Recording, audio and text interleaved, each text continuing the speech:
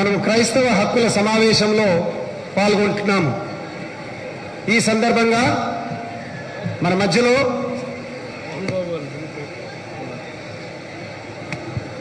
దయచేసి పాస్టర్ మోహన్ బాబు గారు వేదికకి రావాలని మనవి చేసుకుంటున్నాము. పాస్టర్ మోహన్ బాబు గారు, can you please?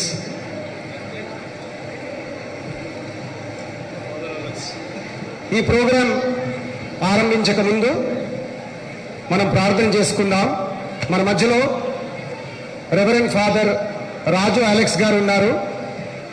Father Raju Alex is the general secretary of TCCB, the Telangana bishops council. ఈరోజు ఇప్పుడు మన రాష్ట్ర PCC అధ్యక్షులు రేవంత్ రెడ్డి గారికి క్రిస్టియన్ కోఆర్డినేషన్ కమిటీ నుంచి స్వాగతం సుస్వాగతం తెలియజేసుకుంటా ఉన్నాం. రేవంత్ రెడ్డి గారికి స్వాగతం సుస్వాగతం.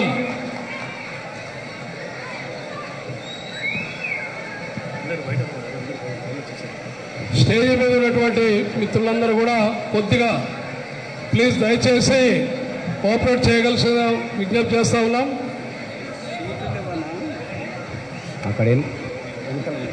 వెనక దయచేసి గెస్టుల వెనక ఎవరు నిలబడొద్దని చెప్పి విజ్ఞప్తి. దయచేసి చీఫ్ గెస్టుల వెనక ఎవరు కూడా దయచేసి నిలబడొద్దని కోరుకుంటా ఉన్నాం. May I request all those who are standing behind, can you please occupy the chairs that are there behind the stage? Can you please vacate this place? Please.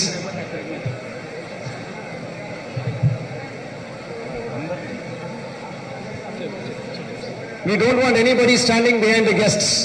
Please. Can I request Yuvraj, Malaki, John to please make sure?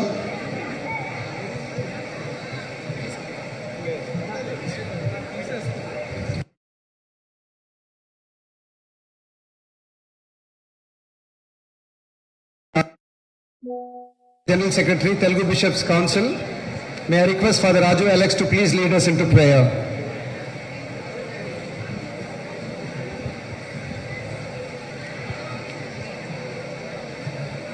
We start with the Bible that is our life, the Word of God. And the Word of God, Paul tells us, all things are lawful, but not all things are beneficial. All things are lawful and rightful, but not all things build up. It is the right of everyone that you can claim from the authorities so that you live a beneficial life. This is the word that God has given us as we gather for this Christian rights meeting. Almighty and Heavenly Father, you have chosen us, you have brought us, you have made us your own. You have given us this great country, India, and placed us here in Telangana. We ask you, Lord, in a very special way, that we who have not lost our ways, but we want to gain a real stand so that we as citizens of this country give our best for the government that we are desiring for, that we may work together for the glory of God, that the kingdom of God may come in our midst. Lord, we pray for all the leaders who have come here onto the dais, especially as Sir Chidambaram is here. It gives us a great joy that Congress is concerned of us here in Telangana.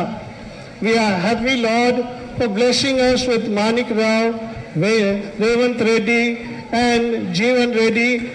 And most especially, Lord, we ask you to send your Holy Spirit upon them and anoint them so that they may inspire everyone so that we can do our best and bring a government that can really work for Christian minorities.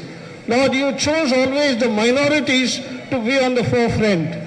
And the history says, Lord, that minorities will rule.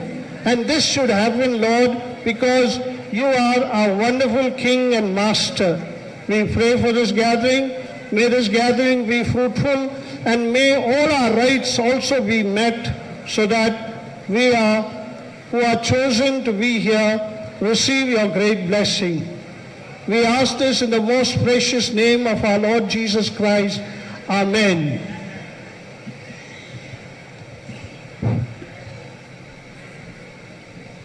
Father Alex గారికి కృతజ్ఞతలు. అదేవిధంగా May I now request Shri Anil Thomas ji to felicitate our chief guest today and welcome Shri P. Chidambaram ji garu. Can we give a big round of applause? And also may I request Anil Thomas ji to also felicitate our Telangana Congress Committee President Shri Revanth Reddy garu. Can we give a big round of applause please? Gattiga osari.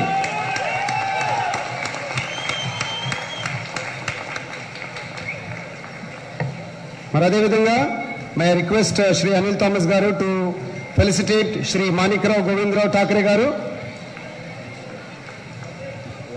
Felicitate చేసేవాళ్ళు నేను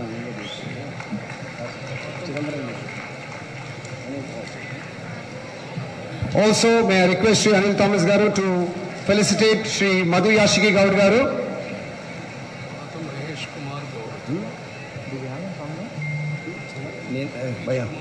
నేను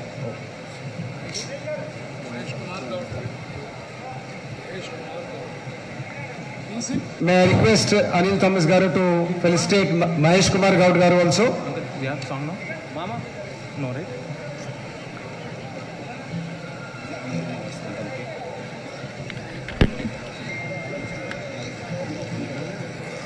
May I request Anil Thomas ji to also felicitate Reverend Father Raja Alex and Pastor Mohan Babu garu also.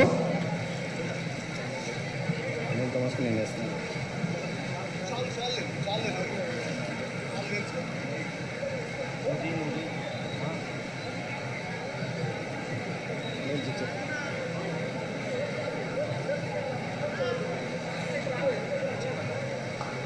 May I request Lourdes Reddy garu to please felicitate Anil Thomas garu also.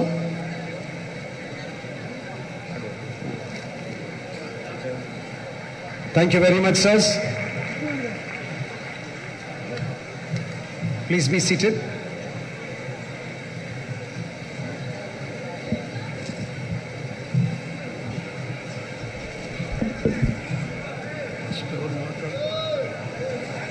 Dignitaries on the dais, all the senior Congress leaders, and my dear friends,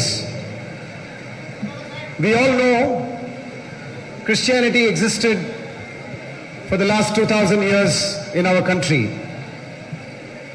క్రైస్తవత్వం అనేది గత 2000 సంవత్సరాల నుండి మన దేశంలో ఉన్న విషయం మనకందరికీ తెలిసిందే. And our participation has been there right from the freedom fight, the armed forces, public administration, ప్రతి రంగంలో కూడా క్రైస్తవుల పాత్ర ఎంతనో ఉన్న సంగతి కూడా మనకు తెలిసిందే.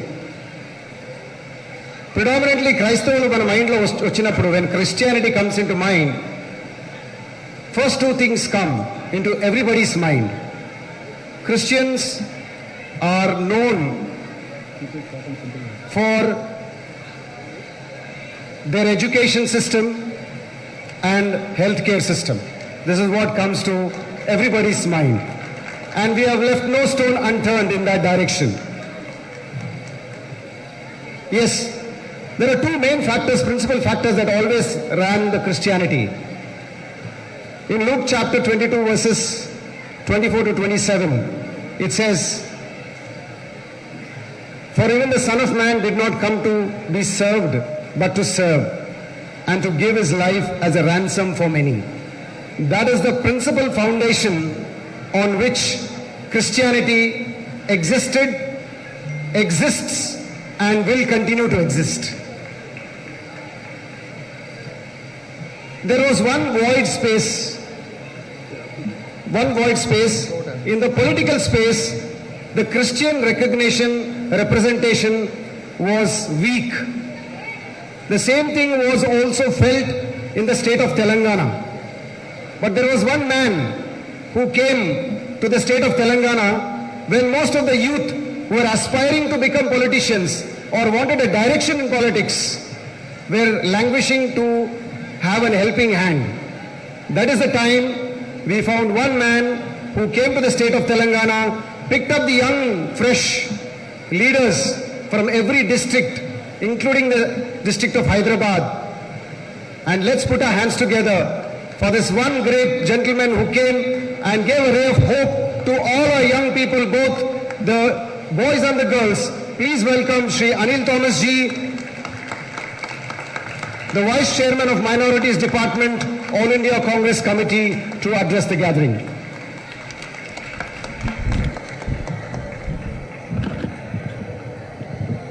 सबसे पहले मैं पिता परमेश्वर का धन्यवाद देना चाहूँगा कि आज तेलंगाना में मसीह अधिकार सम्मेलन का आयोजन करने का मौका मिला। परमादरणीय चिदम्बरम जी, माणिकराव ठाकरे जी, तेलंगाना प्रदेश कांग्रेस कमेटी के तेजस्वी अध्यक्ष मेरे बड़े भाई रेवंत रेड्डी जी, कैंपेन कमेटी के चेयरमैन, हम सबके साथी, हम सबके साथ हमेशा खड़े रहने वाले मधुयाश की गौड़ जी, हमारे पुराने एनएसयूआई के समय के साथी महेश गौड़ जी, और मेरी इच्छा तो यह है कि मैं मंच पर बैठे सब लोगों का और सामने बैठे सब लोगों का नाम लेकर के संबोधन करूं, लेकिन मैं आप सबके लिए इतना जरूर से कहूंगा कि सारे जहां से अच्छा हिंदुस्तान बनाने वाले कांग्रेस परिवार के सदस्यों का एवं मसीह समाज के लोगों का मैं तहे दिल से स्वागत करता हूं। रेवंत जी, ये प्रोग्राम एक बड़े पैमाने पे हम लोग कर रहे थे, ग्राउंड बुक हुआ, लेकिन जब हम लोग के बीच में ये चर्चा हुई कि चिदम्बरम जी को, जब ये सूचित हुआ कि चिदम्बरम जी हमारे प्रोग्राम में आएंगे, तब ये तय किया गया कि भले ही हमें प्रोग्राम 6 बजे तक चलाना पड़े, 7 बजे तक चलाना पड़े, लेकिन हम लोग यहाँ इंतजार करेंगे और चिदम्बरम जी की बात जरूर सुनेंगे। वो इसलिए सुनेंगे क्योंकि समाज के ऊपर जब भी कभी कोई बात हुई है कांग्रेस की तरफ से, यदि किसी नेता का सबसे पहले ट्वीट आया है तो वो चिदम्बरम जी का आया है, और एक वो ऐसा ट्वीट होता है जिसमें न्यायिक और जो आर्थिक मुद्दे होते हैं वो बहुत ज्यादा प्रासंगिक होते हैं। मैं ज्यादा वक्त आपका नहीं लेना चाहूंगा क्योंकि आप सबको वापस दिल्ली भी जाना है। माणिकराव ठाकरे जी का, रेवंत जी का, रोहित चौधरी जी का मैं तहे दिल से धन्यवाद देना चाहूंगा कि आप लोग दिल्ली से आज इस समाज के कार्यक्रम के लिए आए। आज तक कभी भी इस समाज के कार्यक्रम में इतना बड़ा राजनीतिक मंच उनके सामने कभी नहीं बैठा है। ये तेलंगाना के इतिहास में पहली बार है कि जो आने वाली सरकार है वो पूरी की पूरी उनके सामने बैठी हुई है, और आज ये हमारे लिए गर्व का विषय है कि हमारे बीच में चिदम्बरम जी जैसे महान नेता, जिन्होंने देश का वित्त और गृह मंत्रालय दोनों संभाला है, वो आज हमारे बीच में है। मैं केवल आपसे ये कहना चाहूंगा कि आज समय में परिवर्तन हुआ है, सारे समाजों में राजनीतिक चेतना आई है। अब जब चुनाव का वक्त आया है तो हर समाज के आदमी पूछते हैं कि मेरा प्रतिनिधि कहां है। तो मैं ये अनुरोध करना चाहूंगा कि पूरे तेलंगाना में कम से कम एक सीट पे क्रिश्चियन को आप जरूर से लड़ाएं।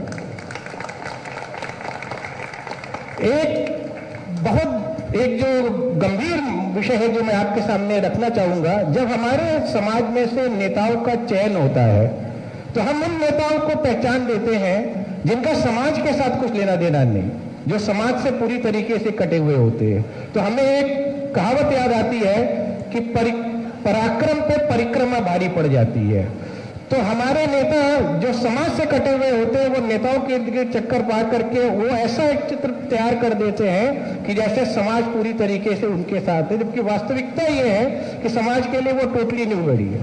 तो मैं आपसे ये कहना चाहूंगा कि आप अपने सर्वे सिस्टम का पूरी तरीके से इस्तेमाल करें। जो लोग वाकई में समाज के साथ जुड़े हुए हैं उन लोगों को आप मौका दें। मैं रेवंत जी को धन्यवाद देना चाहूंगा कि तेलंगाना के इतिहास में पहली बार हुआ है कि हमारे मसीह समाज से, क्रिश्चियन कम्युनिटी से 8 लोगों को पीसीसी डेलीगेट बनाया गया है। उसके लिए मैं रेवंत रेड्डी जी का तहे दिल से स्वागत करना चाहूंगा, तहे दिल से धन्यवाद देना चाहूंगा। मैं धन्यवाद देना चाहूंगा मानिकराव ठाकरे जी का भी, कि जब भी हम लोग को कोई भी दिक्कत होती है हम लोग उनको खूब परेशान करते, लेकिन उन्होंने आज तक हमें कोई कभी शिकायत नहीं किया कि आप हमें क्यों परेशान करते हो। मैं हिंदुस्तान के कोने कोने में जाता हूं, हर प्रदेश में जाता हूं, सब जगह मीटिंग्स करता हूं, समाज की बात सुनता हूं।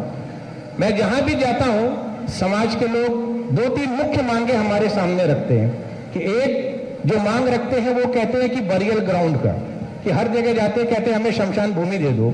लेकिन मैं ये सोचता हूँ कि मैं कैसे समाज में पैदा हो गया, तो मैं उनको, कुछ लोगों पे मैं गुस्सा होता हूँ, कुछ लोगों को समझाता हूँ। हम कहते हैं कि यार शमशान भूमि तो हमको मरने के बाद चाहिए, अभी तो हम जिंदा हैं, तो अभी हमें बाकी समाज के समान सम्मान और स्वाभिमान से जीने का हक चाहिए। मैं ज्यादा समय नहीं लूंगा।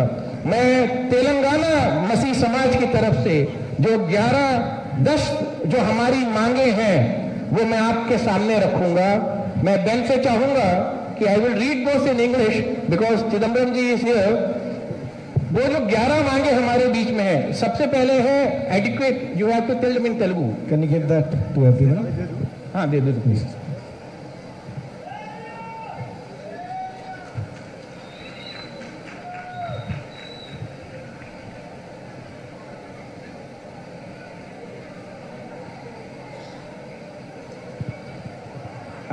जो हमारी पहली मांग है कि समाज के लोगों को adequate representation of the Christian community in MP, MLA and MLC elections by allotting them party tickets.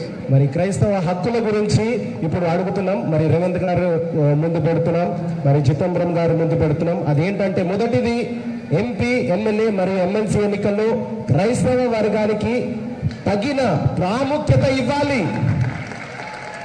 Number 2 is adequate representation in nominated commission, corporations and boards.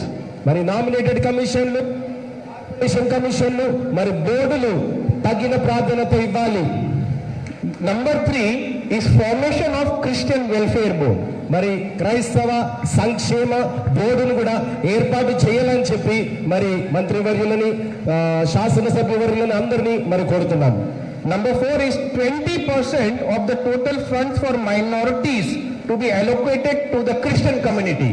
మరి మైనారిటీల కోసము మొత్తము నిధులలో 20% క్రైస్తవ సంఘానికి కేటాయించాలని అడుగుతున్నామండి, కోరుతున్నామండి. Number 5 is 2% reservation in state government job. మరి ఐదవది ఏంటంటే రాష్ట్ర ప్రభుత్వ ఉద్యోగాలలో క్రైస్తవులకి 2% రిజర్వేషన్లు కావాలి. Number 6 is interest-free, collateral-free education and business loans for Christian community people. మరి ఆరవది ఏంటంటే క్రైస్తవ సమాజానికి వడ్డీ లేని మరి ఉచిత విద్య మరియు వ్యాపార రుణాలు కూడా ఇవ్వాలని చెప్పి మంత్రివర్యులు వచ్చిన వాళ్ళందరినీ కూడా కోరుతున్నామండి.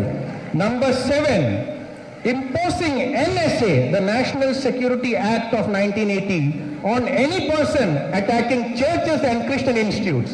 మరి ఏడవది ఏంటంటే ఈ మధ్య ప్రాముఖ్యత, చర్చిలు మరియు క్రైస్తవ సంస్థలపై దాడి చేసే వ్యక్తిపై NSA 1970 జాతీయ భద్రత చట్టం విధించాలి. Number 8 is allocating land for burial grounds in all districts as per the requirement of the community. మరి 8వది ఏంటంటే సంఘము అవసరాలకు అన్ని జిల్లాల్లో శ్మశాన వాటిక కోసము భూములని కేటాయించాలని చెప్పి మనం చేస్తా ఉన్నాము. Number 9 is the honorary salaries for pastors. 9 ఏంటంటే మరి పాస్టర్లకి గౌరవపరంగా జీతాలు కూడా ఇవ్వాలని చెప్పి కోరుతున్నాము.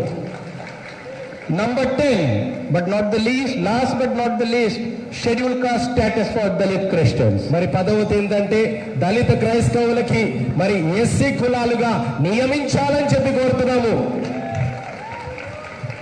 I know, मैं ये जानता हूँ, मैं ये आपसे मांग करता हूँ कि इसमें से जो हमारी जायज मांगे हैं आप उनको कांग्रेस के घोषणा पत्र में जरूर लेकर के आए, क्योंकि मैं आप सबको विश्वास दिलाता हूं कि इस बार कांग्रेस का घोषणा पत्र केवल घोषणा पत्र नहीं है, वो कांग्रेस का वचन पत्र है. जो हमारे घोषणा पत्र में आएगा वो साकार किया जाएगा. मैं ज्यादा समय नहीं लूंगा, क्योंकि आज हमारे बीच में ऐसी हस्तियां हैं जिनको सुनने का मौका हमारे समाज के लोगों को बार बार नहीं मिलूंगा। मैं केवल एक बात ये जरूर से कहूंगा कि रेवंत जी, हम चाहते तो ये जो सम्मेलन है ये एक अच्छे हॉल में रखते, लेकिन जब भी मैं तेलंगाना आता था तो लोग कहते थे कि केसीआर ने बहुत तरक्की कर दी, केटीआर ने बहुत तरक्की करा दी, बहुत हैदराबाद चमक रहा है, तो हमने ये जीएचएमसी का हॉल लिया। ये हॉल इसलिए लिया क्योंकि तेलंगाना की सरकार जो है इस छत की तरह खोखली है। जो सरकार जीएचएमसी के एक छोटे से ऑडिटोरियम का रखरखाव नहीं कर सकती है, वो तेलंगाना क्या चलाएगी? मुझे आज तक यही समझ में नहीं आया। और दूसरी बात, मैंने आदरणीय प्रधानमंत्री मोदी जी जब भी कोई बात कहते थे तो मुझे लगता था कि मुझे जाके खोजना पड़ेगा कि क्या ये बात सच है कि झूठ है, लेकिन एक बात वो ऐसी कह गए जिसको कि मैं आंख मूंद करके मान रहा हूं कि बिल्कुल सच है। वो ये कह गए जिस बात को हमारे सारे नेता चिल्ला रहे थे, कह रहे थे, राहुल जी कह रहे थे कि जो बीआरएस है वो बीजेपी रक्षा समिति नहीं है, ये तो बीआरएस जो है बीजेपी रिश्तेदार समिति निकल आई है। और मोदी जी कह गए कि जो चंद्रशेखर राव जी थे, केसीआर साहब है, वो बीआरएस के जो बीजेपी की जो गठबंधन है जिसकी मुखिया बीजेपी है उसमें शामिल होने के लिए वो बहुत उतावले है। मैं बाकी प्रदेश के बारे में और देश के बारे में, हमारे राष्ट्रीय नेता, हमारे प्रदेश अध्यक्ष महोदय यहाँ पर है, मैं ज्यादा समय आप सबका नहीं लूंगा। मैं तहे दिल से आप सबका फिर से धन्यवाद देता हूं कि आप सब अपना बहुमूल्य समय निकाल करके दोपहर 2 बजे से अब तक यहाँ पर बैठे रहे और काफी दूर से आप लोग आए। मैं आप सबका तहे दिल से धन्यवाद करता हूं। जय हिंद, जय भारत, जय Congress. Can we hear it for Sri Anil Thomas ji, please, once again? All of you. May I now request Sri Manik Rao Govind Rao Thakre ji, the senior Congress leader from the state of Maharashtra, former member of the Maharashtra Legislative Assembly from Dharwad constituency, State Minister for Home, Energy, Agri and RDD, currently the AICC in charge of Telangana affairs. May we please put our hands together and welcome Sri Manik Rao Govind Rao Thakre ji to give his message.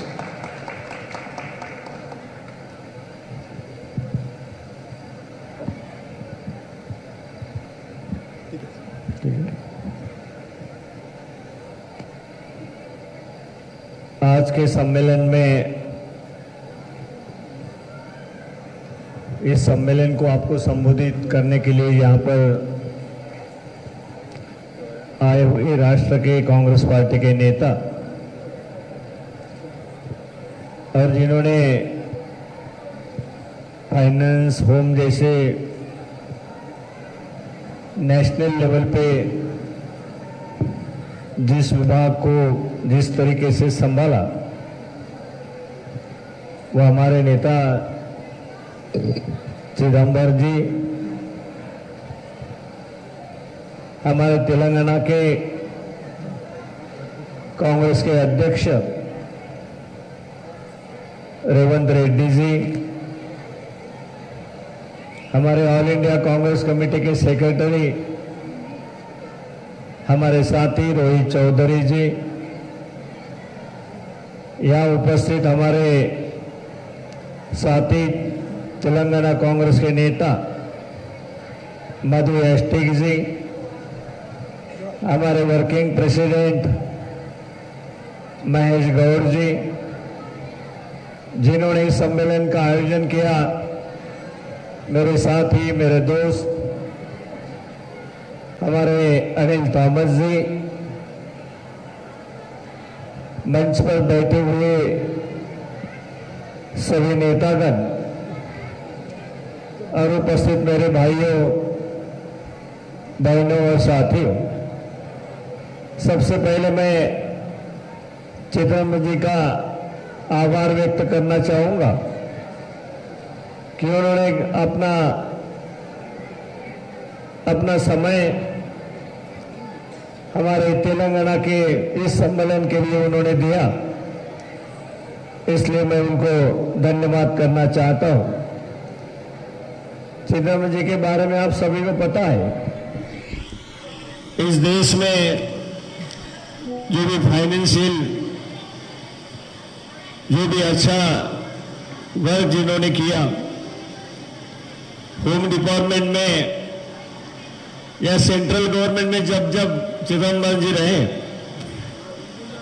उस वक्त पूरे देश को संभालने का काम चिदम्बरम जी ने किया, ये आप सभी जानते हैं।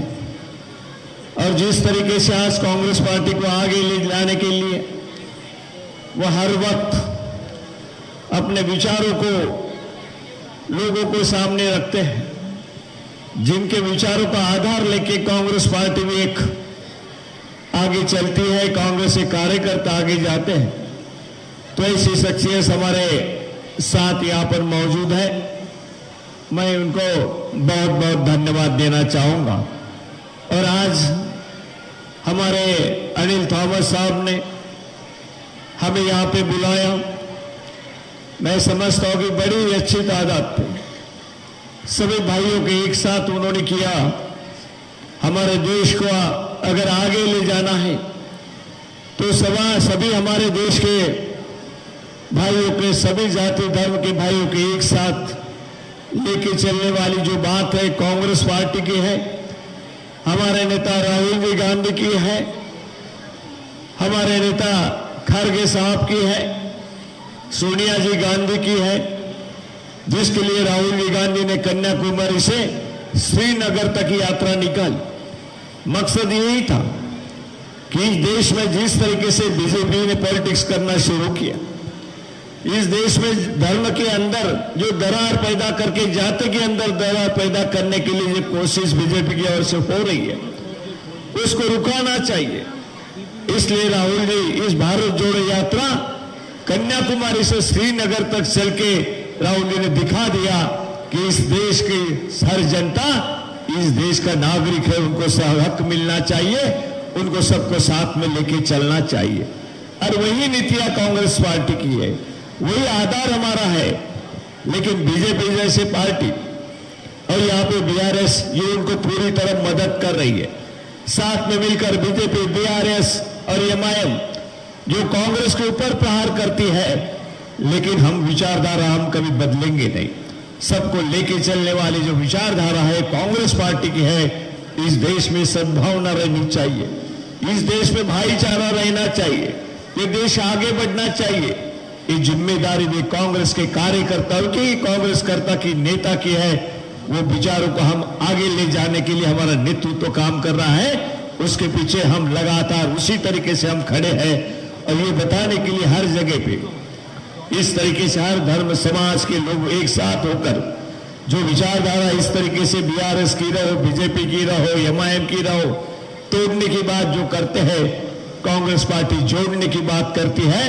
और हमारे नेता राहुल जी गांधी, हमारे मल्लिकार्जुन खड़गे साहब, हमारी नेता सोनिया जी गांधी एक साथ होकर इस मुद्दे के ऊपर आगे बढ़ना चाहती है। जो अपेक्षा है सम्मेलन के माध्यम से यहाँ पे रखी गई, जो हमारे अनिल जी ने कहा कि जरूर हमें कुछ मिलना चाहिए। रेवंत रेड्डी जी यहाँ पर है, हम सभी यहाँ पर हैं, हम भी चाहते हैं कि समाज को आगे ले जाने के लिए कौन सी बात जरूरी है, वो जरूर हमारी पार्टी की ओर से गवर्नमेंट आने के बाद हम पहला कदम वो बढ़ाएंगे जो यहाँ पे अनिल जी थॉमस साहब ने जो अपेक्षा की है, उसके बारे में हमारा कदम रहेगा। मैं इसी के साथ मैं ज्यादा वक्त नहीं लेना चाहता। यहाँ से चिदम्बरम साहब को भी जाना है दिल्ली, उनका फ्लाइट है, थोड़ा फ्लाइट लेट हो गया था इसलिए लेट पहुंच पाए यहाँ पर, लेकिन उसके विचार हमें सुनना जरूरी है। इसलिए मैं यहाँ मेरे 2 शब्द खत्म करता हूँ और सभी को धन्यवाद और शुभकामनाएं देता हूँ कि इस तरीके से आप आगे बढ़िए, आगे चलिए और साथ चलिए, ऐसा विश्वास मैं व्यक्त करता हूँ। धन्यवाद।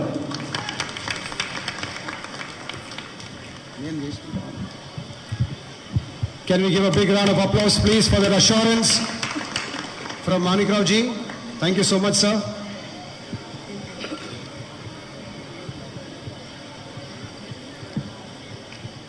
Please put your hands together, ladies and gentlemen, for Shri Madhu Yashki Gaur ji, the former member of Parliament, Nizamabad constituency, currently the chairman of the campaign committee. Give a big round of applause.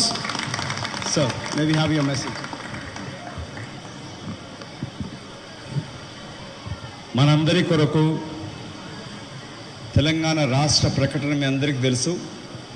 9వ తారీఖు 2009లో గౌరవ హోంమంత్రిగా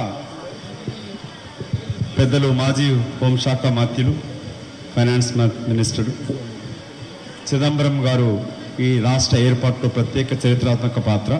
మనందరి తరఫున, ఈ రాష్ట్ర తరఫున, క్రైస్తవ సోదరుల తరఫున, అక్కజల్లుల తరఫున వారికి కరతాళ ధ్వనులతో ఘన స్వాగతం పలకాలని విన్నవిస్తూ ఈ కార్యక్రమానికి వేదిక మీద ఉన్న రాష్ట్ర ఇన్ఛార్జ్ గౌరవ ఠాక్రే గారు, అట్లాగే రాష్ట్ర అధ్యక్షులు మిత్రులు రేవంత్ రెడ్డి గారు, మహేష్ కుమార్ గౌడ్ గారు, అన్నిటికన్నా ముఖ్యంగా ఈ సమావేశం ఇంత ఘనంగా నిర్వహిస్తున్న అనిల్ థామస్ గారికి, సునీల్ గారికి, మిగతా నిర్వాహకులందరికీ కూడా మా తరఫున, కాంగ్రెస్ పార్టీ తరఫున ప్రత్యేకంగా అభినందనలు తెలుపుతూ ఈ సమావేశానికి మనం దీవించడానికి వచ్చిన రెవెరెండ్ ఫాదర్ థామస్ గారికి, అలాగే మోహన్ బాబు గారికి, మిగతా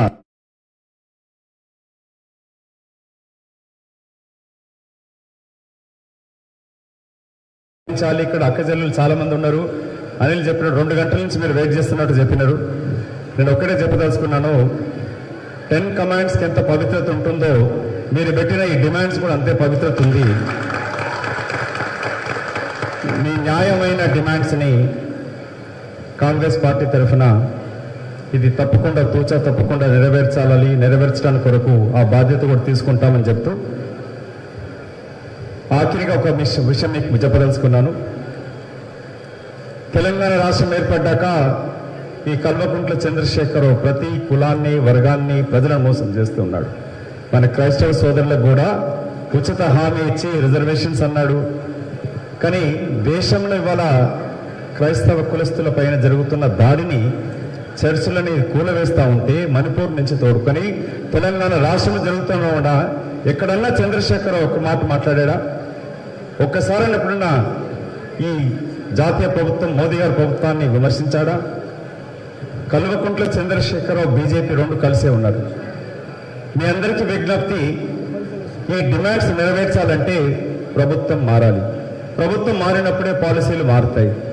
ఆ మారాలి అంటే, మన న్యాయమైన కోరిక నెరవేరాలంటే తెలంగాణ రాష్ట్రం సుభిక్షంగా, సెక్యులర్గా, అన్ని కుల మతాలు ప్రాంతాలకు అతీతంగా బ్రతకాలి అంటే, మన బిడ్డల భవిష్యత్తు బాగుండాలి అంటే ఖర్గే గారి నాయకత్వాన, రాహుల్ గాంధీ గారి నాయకత్వాన, సోనియా గాంధీ గారి నాయకత్వాన ఉన్న ఈ కాంగ్రెస్ పార్టీ తెలంగాణ అధికారానికి రావాలి.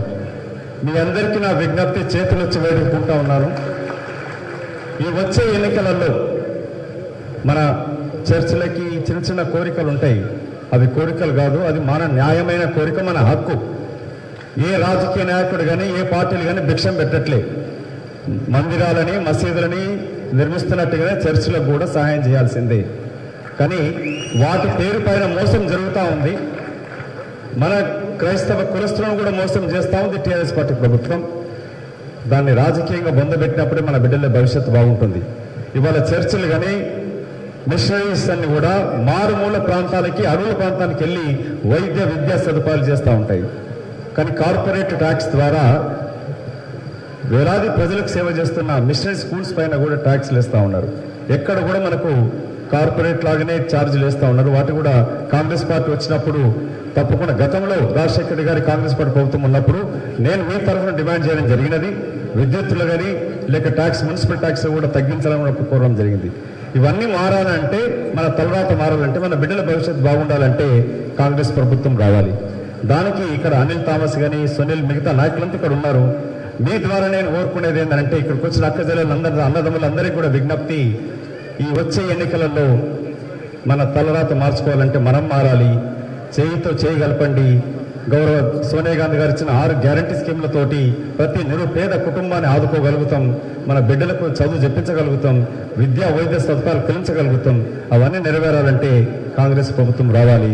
దానికి ఫాదర్ దీవించినట్టుగా కాంగ్రెస్ పార్టీని కూడా దీవించండి, ఈ ప్రాంతాన్ని దీవించండి. కాంగ్రెస్ పార్టీని దీవించి అధికారానికి వచ్చినప్పుడే మన సమస్య తీర్థాన్ని కోరుకుంటూ మరొక్కసారి చేతులు వచ్చి నమస్కరిస్తూ, వచ్చే ఎన్నికలలో ప్రతి ఒక్కరం కూడా తమ తమ బాధ్యత భుజస్కంధాలపైన వేసుకొని కాంగ్రెస్ పార్టీ అభ్యర్థులను గెలిపించాలని కోరుతా ఉన్నాను. Thank you. God bless you. Can we give a big round of applause, please, for Sri Madhu Yashiki Gaud ji? All of you. Thank you.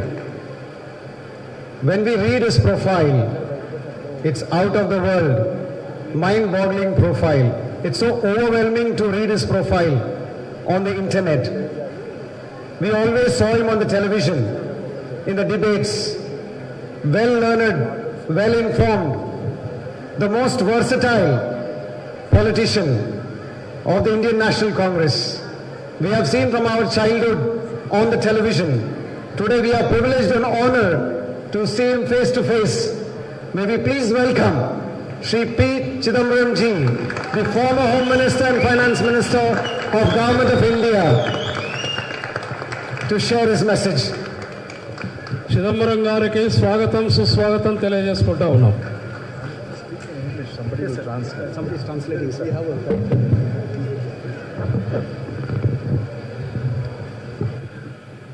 Sir, good evening. I'll translate here.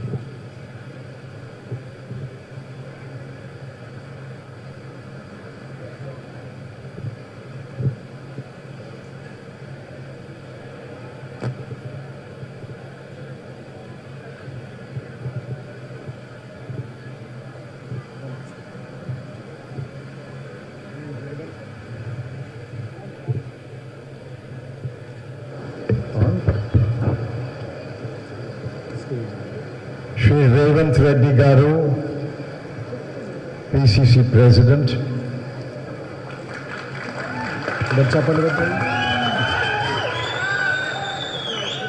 Shri Manik Rao Thackeray, the ICC in charge of Telangana. Shri Madhu Yakshi Gaud, Chairman of the Campaign Committee. Shri Vai Chaudhary, other leaders of the Telangana Pradesh Congress Committee, leaders of the Christian community in Telangana, pastors, priests, and other religious leaders, and my dear friends of the Christian community, I'm very happy to meet you today and greet you. మీ అందరినీ కలవడానికి ఎంతో సంతోషంగా ఉంది క్రైస్తవుల పెద్దలందరితోనే. అందరు చెప్పుకోటి గట్టిగా.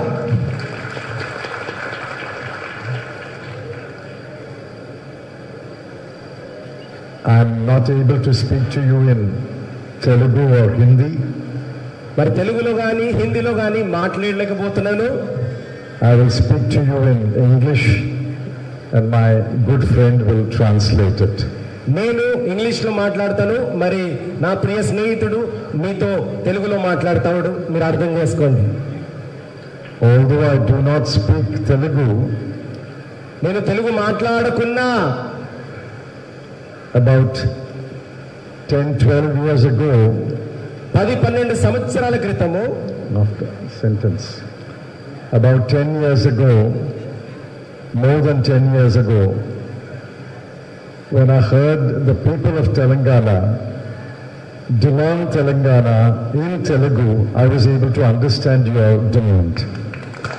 మరి 10-12 సంవత్సరాల క్రితము తెలంగాణ ప్రజలు తెలంగాణ కోరుకుంటుంటే నాకు వాళ్ళ భాష తెలియకుండా నాకు వాళ్ళ బాధ అర్థమైందని చెప్పి ఈ యొక్క వేదిక మీద నేను తెలియజేస్తున్నాను. With the support of the then Congress President, Srimati Sonia Gandhi, we were able to give you a separate state of Telangana. మరి శ్రీమతి సోనియా గాంధీజీ ఒక సహాయంతోని మీ అందరికీ తెలంగాణ ఒక సపరేట్ రాష్ట్రంగా మీకు ఏర్పాటు చేయడము కాంగ్రెస్ జరిగిందంట. Although the Congress gave you the state of Telangana, political events took a different course and the Congress has not been in government in Telangana. మరి కాంగ్రెస్ గవర్నమెంట్ తెలంగాణ ఇచ్చింది, కానీ అప్పటి నుంచి ఈ యొక్క రాష్ట్రంలో వేరే దారులలో వేరే యొక్క పార్టీలు ఎన్నుకోబడ్డాయి, కానీ ఇప్పుడు వరకు ఎన్నుకోబడలేదు Congress. I'm of the firm opinion that after the state of Telangana was formed, if the first government had been a Congress government, this state would have progressed far faster and much more. మరి తెలంగాణ రాష్ట్ర విభజన తర్వాత తెలంగాణలో కాంగ్రెస్ వచ్చింటే మరి ఇప్పుడు వరకు ఈ యొక్క తెలంగాణ గవర్నమెంట్ ఎక్కడో ఉండేది, ఎక్కడో డెవలప్మెంట్లలో ఉండేది అని చెప్పి తెలియజేస్తా ఉన్నారు. I'm glad that more and more people are beginning to realize the absence of a Congress government in Telangana. మరి ఇప్పుడు ఈ పరిస్థితిలో ఎంతో మంది కాంగ్రెస్ యొక్క ఆ యొక్క లోకువ కాంగ్రెస్ లేకపోతే ఏ రీతిగా ఉంటుందో వాళ్ళు తెలుసుకుంటా ఉన్నారు ఈ కాలంలో. Some days ago, the Congress held its Congress Working Committee meeting in Hyderabad. And after the Congress Working Committee meeting, there was a massive rally. Let me tell you, in all truthfulness, that I have not in the last 50 years seen a rally bigger than the rally in Hyderabad. మరి కొన్ని రోజుల క్రితం Congress working committee ఆ యొక్క meeting జరిగిన తర్వాత హైదరాబాద్లో ఒక ర్యాలీ తీసినారు. నేను ఎప్పుడు కూడా నా జీవితంలో చూడలే హైదరాబాద్లో అట్లాంటి ర్యాలీ జరిగింది. What was most impressive is roughly 40-45% of those who had gathered at the rally were young people. They were under the age of 25. మరి నాకు అక్కడ నచ్చింది ఏంటంటే ఆ ర్యాలీలో చాలా మంది 40-45% అందరూ కూడా యవనస్తులు, మరి అందరూ కూడా 25 సంవత్సరాల లోపే ఉన్నారని చెప్పి నేను తెలియజేస్తా ఉన్నాను. Clearly that gave an indication that Telangana is ready for change. మరి క్లియర్గా స్పష్టంగా దాన్ని బట్టి మనం చెప్పొచ్చు ఈ యొక్క తెలంగాణ మారింది అని చెప్పి. When change takes place, when change is coming, the question before this gathering is, what will be the role of the Christian community? ఎప్పుడైతే మార్పు చూస్తామో అంటే మార్పు జరిగింది కాబట్టి ఇప్పుడు తెలంగాణలో చూస్తున్నాం కాబట్టి ఎప్పుడైతే మార్పు జరుగుతుందో ఒక ప్రశ్న వస్తుందంట. ఏం ప్రశ్న అనంటే ఆ యొక్క మార్పులో మరి యొక్క క్రైస్తవులు ఏ రీతిగా పని చేయబోతున్నారు, ఏ రీతిగా గవర్నమెంట్ కొరకు పని చేయబోతున్నారు అని చెప్పి ఒక ప్రశ్న వస్తుంది. The Christian community is a significant community in Telangana. క్రైస్తవ ఈ యొక్క సమాజం అనేది చాలా ముఖ్యమైన సమాజం ఈ యొక్క తెలంగాణలో. There are among you people in high positions. There are people in the education field. There are people in business. But whether you are in high positions or not, I know there is a feeling in the Christian community that they have not got their rightful share. మరి క్రైస్తవులలో చాలా మంది మంచి స్థాయిలలో ఉన్నారు. అంతేకాకుండా బడు వర్గాలలో కూడా ఉన్నారు. ఎంతో మంది లేని వాళ్ళు ఉన్నారు. కానీ అందరికీ కావాల్సినది దక్కలేదని చెప్పి నేను అనుకుంటా ఉన్నాను. Why is it so? ఎందుకలా? The Christian community and every other community does not get its rightful share because of 3 reasons. మరి క్రైస్తవ సమాజమే కావచ్చు ఏ సమాజమైనా 3 కారణాల వల్ల వాళ్ళకి రావాల్సినది దక్కకుండా ఉంటది. 3 కారణాలు. These reasons apply to all communities, not only the Christian community. It applies across the board to all communities. ఈ 3 కారణాలు క్రైస్తవ సమాజానికే కాదు అన్ని సమాజాలకి వర్తిస్తది. The first reason is, and I want you to understand this, the first reason is unemployment. Unemployment today is over 8% throughout India. మొదటి కారణం అంటే ఏంటంటే ఉద్యోగాలు లేకపోవడము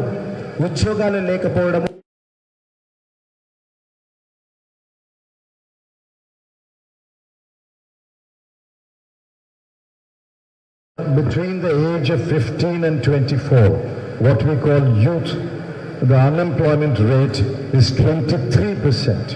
మరి 15 సంవత్సరాల నుంచి 25 సంవత్సరాల వరకు ఆ యొక్క యవనుడు అని చెప్పి అంటాం కాబట్టి ఆ యవనస్తులకి 15% ఆ యొక్క ఉద్యోగం లేని పరిస్థితి కనిపిస్తా ఉన్నది. 1 out of every 4 young man and young woman is unemployed. 4 మనుషులలో ఒక్కరు ఆ యొక్క ఉద్యోగం లేని పరిస్థితి తెలియబడతా ఉన్నది. Among college graduates, people who've got BA, BSc, MA, MSc, even higher degrees, among college graduates, the unemployment is 42%. మరి ఎవరైతే డిగ్రీలు తీసుకొని ఆ డిగ్రీలు పొందుకున్నా సరే వాళ్ళకి ఉద్యోగం లేకపోవడము 40% ఉందని చెప్పి తెలియజేస్తానున్నాను. If there is so much unemployment in this country, everybody is affected, more so the smaller communities, the minority communities are more affected by this rampant unemployment. ఇట్లా చిన్న సమాజాలు ఉన్నాయి కదా, ఈ చిన్న సమాజాలు ఎక్కువగా వీటి మీద ఆ యొక్క ఒత్తిడి పడతా ఉంటుంది ఇట్లా ఉద్యోగం లేకపోవడం వల్ల. The second reason is prices, inflation. రెండో కారణం ఏంటంటే మరి యొక్క ఖరీదులు రేట్లు ఎక్కువ అవ్వడము. Now inflation in this country has been over 6% for the last 20 months. ఈ యొక్క రేట్లు ఎక్కువ అవ్వడం అనేది 6% పెరిగింది గత 20 నెలల క్రితం నుంచి. Never before in the history of India, for a period of 20 months, inflation is over 6%. మరి ఎప్పుడు కూడా చరిత్రలో ఈ రీతిగా ఈ యొక్క 6% రేట్లు పెరగడం అనేది ఎప్పుడూ జరగలేదు. Inflation today is 6.8%, close to 7%. ఆ యొక్క ఖరీదులు రేట్లు పెరగడం అనేది 6.8% ఉందని చెప్పి నీకు తెలియజేస్తా ఉన్నా. Food inflation is 9.2%. ఆహారంలో 9.2% ఎక్కువ అవుతుందని చెప్పి నేను తెలియజేస్తా ఉన్నా. The inflation is so high, everybody is affected, but the poor are greatly affected. ఈ రీతిగా రేట్లు ఎక్కువైతా ఉంటే, ఖరీదులు ఎక్కువైతా ఉంటే ముఖ్యంగా ఆ యొక్క పేద ప్రజలు బాగా ఇబ్బంది పడతారు. The third reason is because of the economic situation, household savings have decreased and household debt has increased. మరి మూడో కారణం ఏంటంటే మీ ఇంట్లలో సేవింగ్స్ ఉంటాయి కదమ్మా, దాచుకోవడం అనేది తక్కువైంది, అప్పులు అనేటివి ఎక్కువైనాయి. If you look at your own personal finances, you will find that you are saving less. You have eaten into your savings. Your total savings are less, and your debt, your borrowing has increased. ఎవరి గురించో కాదమ్మా, మీ గురించి చూసుకోండి. మీ ఇంట్లో మీకు దాచుకోవడం అనేది చాలా తక్కువైంది, అప్పులు అనేటివి ఎక్కువైనాయి. All this requires a massive change. ఇవన్నిటికీ ఒక గొప్ప మార్పు రావాలి. Neither the government in Delhi nor the government in Telangana is competent or capable of addressing these problems. ఢిల్లీలో ఉన్న కేంద్ర గవర్నమెంట్ కానీ, తెలంగాణలో ఉన్న రాష్ట్ర గవర్నమెంట్ కానీ ఈ యొక్క సమస్యలకి వాళ్ళు పట్టింపే లేదు. Mr. Modi comes here and abuses Mr. Chandrasekhar Rao. Mr. Chandrasekhar goes around Telangana and abuses Mr. Modi. Each one can abuse the other, but who will address these problems? మరి మోడీ ఆ యొక్క కేంద్రం నుంచి వచ్చి ఇక్కడ చంద్రశేఖర్ రావు గారిని ఆ యొక్క తిట్టులు తిడతా ఉంటారు. మరి చంద్రశేఖర్ రావు ఈ యొక్క తెలంగాణ అంతా తిరిగి మోడీని తిడతా ఉంటారు. తిట్టులే అవుతున్నాయి కానీ ఈ యొక్క సమస్యల మీద ఎవరు మాట్లాడతారు? But in the case of the minorities, Christians and Muslims, there is a fourth reason. These three reasons are common to all communities, but there is a fourth reason which applies specially to the Christian community, to the Muslim community and to the other minorities. ఈ యొక్క మూడు కారణాలు అయితే అన్ని సమాజాలకు వస్తాయి. కానీ ఇప్పుడు చెప్పబోయే 4వ కారణము కేవలము మైనారిటీలైన క్రైస్తవులు ముస్లింలకే వర్తిస్తుంది. The fourth reason is, and I want to spend a few minutes talking about the fourth reason. The fourth reason is discrimination against the minorities. మరి 4వది ఏంటంటే ఈ యొక్క మైనారిటీలని చిన్న చూపు చూడడము. The minorities live in this country in fear. ఈ యొక్క మైనారిటీలు యొక్క దేశములో భయముతోని బతుకుతా ఉన్నారు. You are as much a citizen of this country as I am. నేను ఎంత ఇక్కడ ఇండియాలో నేను ఒక సిటిజన్, మీరు కూడా అంతే సిటిజన్షిప్ పొందుకొని ఉన్నారు. There is no reason for you to live in fear. మీరు ఏ కారణం లేదు మీరు భయంతో బ్రతకాలన్నది. But under the Modi government you are living in fear. కానీ ఒక మోడీ గవర్నమెంట్ లో మీ అందరూ కూడా భయంతోని బ్రతుకుతా ఉన్నారు. You may not admit it, but ask yourself internally, minorities are living in fear because of the way the Modi government is running. మరి మీరు బయటికి చెప్పుకోని అవసరం లే, కానీ మీరు ఒక ప్రశ్న వేసుకోండి, ఆ యొక్క మోడీ గవర్నమెంట్ లో మీ అందరూ కూడా భయముతోని బతుకుతున్నారా లేదా అని చెప్పి. There is discrimination everywhere against the minorities. ఇలాంటి చిన్న చూపు అంతటా ఉన్నది దేశంలో. Let us look at the Christian community. మరి క్రైస్తవ సమాజాన్ని చూద్దాం ఒకసారి. The central government has 79 ministers. మరి ఆ యొక్క కేంద్రంలో ఉన్న గవర్నమెంట్ 79 మంత్రివర్యులు ఉన్నారు. Christians are 3,30,00,000 people in India. మరి క్రైస్తవులు 3,30,00,000 జనాభా ఉన్నది దేశంలో. In the 79 ministers in the Modi government, there is one Christian. మరి 79 మంత్రివర్యులలో మోడీ గవర్నమెంట్ లో కేవలము ఒక్కడే మంత్రివర్యుడు క్రైస్తవుడు ఉన్నాడు. In the Supreme Court, there are 34 judges. There is no Christian. మరి సుప్రీం కోర్టులో 34 న్యాయవాదులు ఉన్నారు, కానీ ఎవ్వరు కూడా క్రైస్తవులు లేరు దాంట్లో. The Citizenship Amendment Act, which was debated 3 years ago, the Citizenship Amendment Act is discriminating against Muslims and Christians of neighboring countries. మరి భారతదేశ ఆ యొక్క సిటిజన్షిప్ యాక్ట్ ప్రకారము ఈ యొక్క పక్కనున్న దేశాలకి వాళ్ళకి వ్యతిరేకంగా ఉన్నారు. According to the National Crime Records Bureau, there are 2,900 incidents took place in the 4 years between 2017 and 21, where there was inter-religious conflict, communal conflict. మరి దేశంలో 2,900 ఆ యొక్క చర్యలు కానీ ఆ యొక్క సమస్యలు కానీ ఈ యొక్క మత సంబంధంగా ఎక్కడైనా గొడవలు జరిగినా ఎన్ని జరిగినాయంటే 2,900 గొడవలు జరిగినాయంట. Who are at the receiving end of these 2,900 incidents? They are the minorities. It's either the Christians or the Muslims. మరి 2,900 సమస్యలు ఈ గొడవలు ఎక్కడ జరిగినాయంటే ఈ యొక్క క్రైస్తవుల పట్ల ముస్లింల పట్ల మైనారిటీస్ అనే వాళ్ళ పట్ల జరిగినాయి. There is a magazine called Outlook. ఒక మ్యాగజైన్ ఉంది, ఒక పుస్తకం ఉంది, అవుట్లుక్ అని.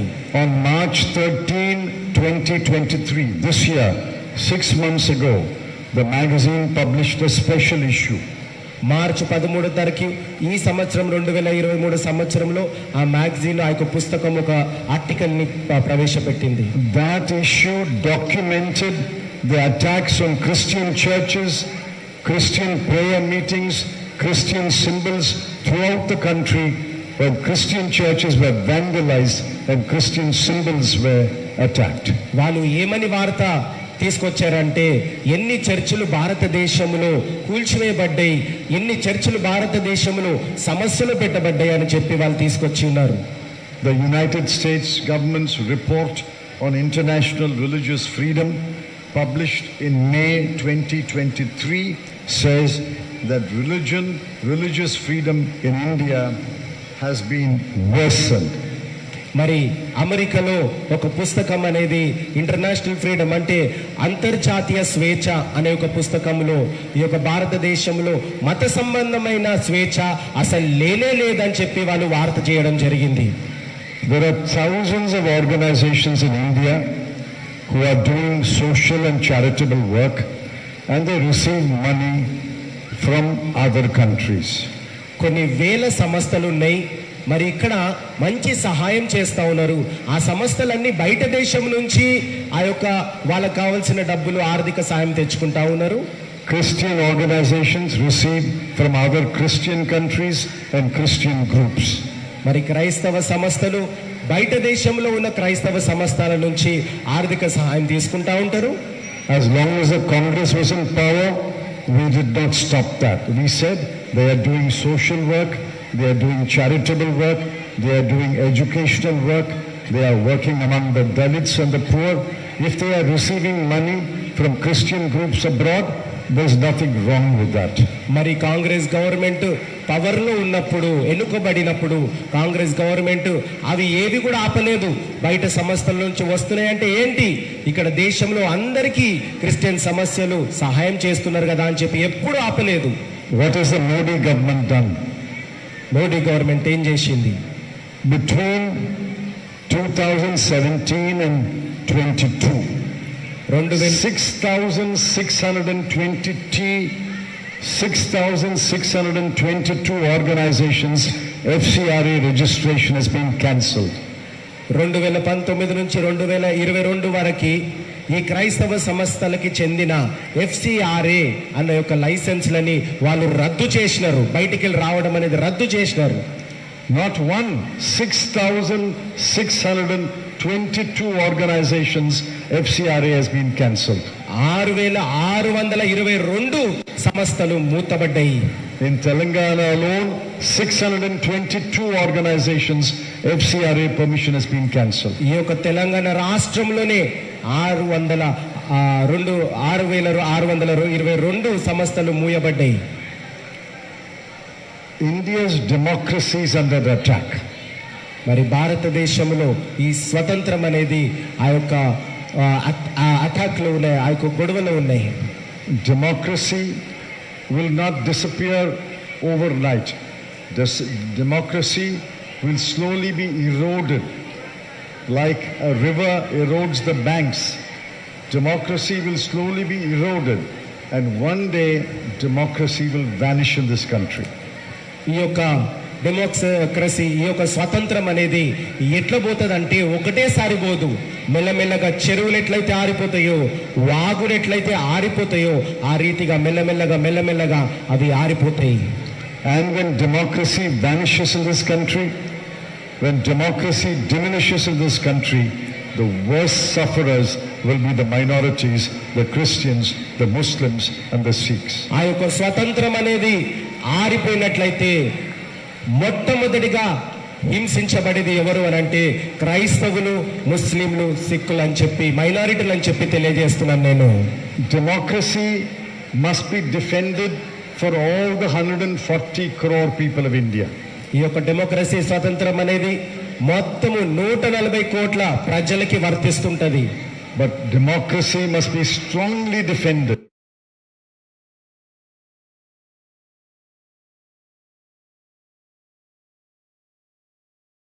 for the 3 crore 30 lakh Muslims and the 20 crore 30 lakh 3 crore 30 lakh Christians and the 20 crore 30 lakh Muslims. మరి ఒక డెమోక్రసీ స్వతంత్రం అనేది మొత్తం అందరికి 140 కోట్ల మందికి కాపాడుకోవడం అని అంటే వాళ్ళలో మరి క్రైస్తవులు కూడా ఉన్నారు 3 కోట్ల మంది, అంతేకాదు ముస్లింలు ఉన్నారు 20 కోట్ల మంది చిల్లర. వీళ్ళకు కూడా ఆ యొక్క స్వతంత్రం అనేది కాపాడుకోవడం జరగాల. Please remember that democracy is your biggest guardian. Democracy is your biggest shield. Democracy is your biggest protection. మరి దయచేసి అందరూ కూడా గమనించాలి పాయింట్ని ఏంటంటే ఆ డెమోక్రసీ స్వతంత్రం అనేది మీకు కవచము లాంటిది, అందరూ కూడా కాపాడుకోండి. And that democracy is in danger by attacks on newspapers, attacks on journalists, attacks on priests, attacks on political parties, attacks on political leaders. That democracy is slowly diminishing in India, and that diminution of the democracy is the gravest danger which the Christians and the Muslims face. మరి ఆ యొక్క స్వతంత్రం అనేది ఎట్లా కోల్పోతున్నామని అంటే వాళ్ళు దాడులు చేస్తున్నారు. ఎవరి మీద దాడులు చేస్తున్నారు అంటే విలేకరుల మీద దాడులు చేస్తున్నారు, న్యూస్ పేపర్ల మీద దాడులు చేస్తున్నారు, క్రైస్తవుల మీద దాడులు చేస్తున్నారు, అనేక వర్గాల పైన పొలిటికల్ పార్టీస్ మీద దాడులు చేస్తున్నారు, అనేక వాటిపైన వాళ్ళు దాడులు చేస్తా ఉన్నారు. Let me conclude by reminding you of Father Stan Swami. మరి దీంతోని ఈ సారాంశంతోని నేను మీకు ముందుకు వస్తున్నాను. I hope you remember Father Stan Swami. మరి మీ అందరూ కూడా ఫాదర్ స్టాన్ స్వామిని గుర్తు పడతారని చెప్పి నమ్ముతున్నాను. He was born in Tamil Nadu. He spent all his life in Odisha. మరి ఆయన తమిళనాడులో జన్మించి ఒడిశాలో జీవితం గడిపాడు. He worked for the poor. He worked for the tribal people. ఆయన పేద ప్రజల దగ్గర, ఆ యొక్క బడుగు వర్గాల దగ్గర ఆయన పని చేసిండు. He was arrested and charged with being a terrorist. ఆయన ఒక టెర్రరిస్ట్ లాగా ఆయన అరెస్ట్ చేయడం జరిగింది. He applied for bail. ఆయన బెయిల్కి అప్లై చేసుకున్నాడు. Bail was refused to him. మరి బెయిల్ కూడా ఇవ్వలేదు, రద్దు చేయబడ్డది. He was old and he was suffering from many diseases. ఆయన ముసలివాడు, ఇంకా చాలా రోగాలతోని బాధపడుతూ ఉన్నాడు. He could not even hold a glass of water. ఆయన ఒక వాటర్ గ్లాసు కూడా పట్టుకోలేకపోయే పరిస్థితిలో ఉండే. He asked the jailer to give him a straw so that he can drink water through a straw.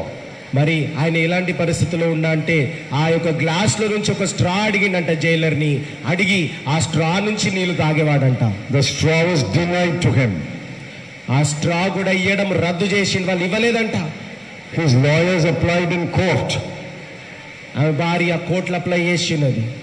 Our democracy, our judicial system has become so bad that an old man who wants a straw has to apply to court. మరి ఒక straw, ఈ స్వతంత్రం అనేది ఎంత హీనంగా ఉందంటే ఈ రోజు పరిస్థితిలో ఒక స్ట్రా అడగాలన్నా కోర్టుకు అప్లై చేయాల్సిన పరిస్థితి వస్తున్నది. The judge issued notice to the police. మన యొక్క న్యాయవాది పోలీసులకి నోటీస్ కూడా పత్రం కూడా పంపించి ఉన్నారు. The investigating officer told the court that a straw cannot be given to him. మళ్ళీ తిరిగి ఆ యొక్క జైల్లో ఉన్న అధికారి ఏం పంపించిండంటే ఆ స్ట్రా నేను ఆయనకి ఇవ్వలేను అని చెప్పి రిటర్న్ లేఖ రాయడం జరిగింది. Stan Swami's lawyer applied for bail on health grounds. మరి యొక్క స్టాన్ స్వామి యొక్క లాయర్, న్యాయవాది బెయిల్ కొరకు హెల్త్ పరిస్థితి, ఆ యొక్క ఆరోగ్య పరిస్థితిలో అడిగిండంట bail. The case was being heard by 2 judges of the Bombay High Court. Bombay హైకోర్టులో, ముంబై హైకోర్టులో 2 న్యాయవాదుల ముందు ఆ యొక్క న్యాయం అనేది, తీర్పు అనేది జరిగింది. The court did not give him bail immediately. ఆ కోర్టు ఆ పరిస్థితిలో త్వరగా అప్పటికప్పుడే ఇవ్వలేదు. One day arguments were going on before the court. ఒక రోజంతా కూడా చర్చలు జరిగినాయి కోర్టులో. The judges were hearing the case ఉట్టి వింటా ఉన్నారు ఆ కేసుని. when a lawyer walked into court and said, Stan Swami is dead. మరి ఆ కోర్టు ఆ యొక్క తీర్పులు వింటా ఉంటే ఒక లాయర్ లోపలికి వచ్చి Remember చనిపోయిండు. that a priest who was born in Tamil Nadu gave up his family, gave up his personal life, traveled to Odisha and worked only among the poor and the tribal for all his life, died in prison even when his case was being heard. మరి తమిళనాడులో పుట్టి ఒక సేవకుడిగా లాగా లేచి ఒరిస్సాలో వెళ్ళి పేద ప్రజల కొరకు సాయం చేస్తూ ఒక జైల్లో చనిపోయాడు అని చెప్పి మీరు అందరు గుర్తించాలా. Stan Swami is not the only example. Stan Swamy ఒకటే ఉదాహరణ కాదు. There are dozens of examples of people working for the poor and working for the tribal and working in remote areas who are being targeted today as terrorists. మరి డజన్లు ఎంతో మంది ఎవరైతే పేద ప్రజల కొరకు అడవిలలో పనిచేస్తున్నారో, అడవి ప్రజల కొరకు వాళ్ళందరూ కూడా ఈరోజు టార్గెట్ అయినరు ఆ యొక్క చంపేయాలని చెప్పి. Remember what the Bible tells you. జ్ఞాపకం చేసుకోండి ఆ యొక్క పరిశుద్ధ గ్రంథం ఏమంటదో. Remember what the Bible tells you about the blessed are the poor, blessed are the meek. Bible ఏమంటుందంటే మరి పేదగా ఉన్నవా నువ్వు ఆశీర్వదింపబడతావు అంటున్నారు. Blessed are the poor in spirit, for theirs is the kingdom of God. మరి దేవుని ఆత్మలో నువ్వు తగ్గించుకొని ఉన్నావా, నువ్వు ఆశీర్వదింపబడదు అని చెప్పి దేవుని వాక్యం సెలవిస్తా ఉన్నది. Blessed are the meek, for they are the children of God. మరి ఎవరైతే ఎన్నుకోబడిన వాళ్ళు ఉన్నారో వాళ్ళు ఆశీర్వదింపబడిన వాళ్ళని చెప్పి బైబిల్ వాక్యం తెలివిస్తుంది. You belong to a great religion. మీరు ఒక గొప్ప మతానికి చెందినవారు. Your religion came to India 2000 years ago. మీ మతము మరి 2000 సంవత్సరాల క్రితం భారతదేశానికి వచ్చినది. Thomas the Apostle, a disciple of Jesus Christ, brought the religion to India.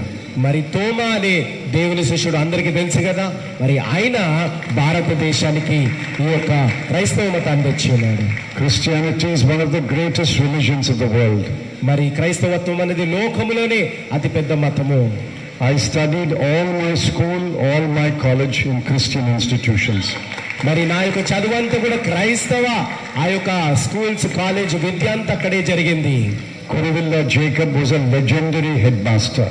గురువిల్ల Jacob అనే వ్యక్తి నాకు హెడ్ మాస్టర్ గా ఉండే.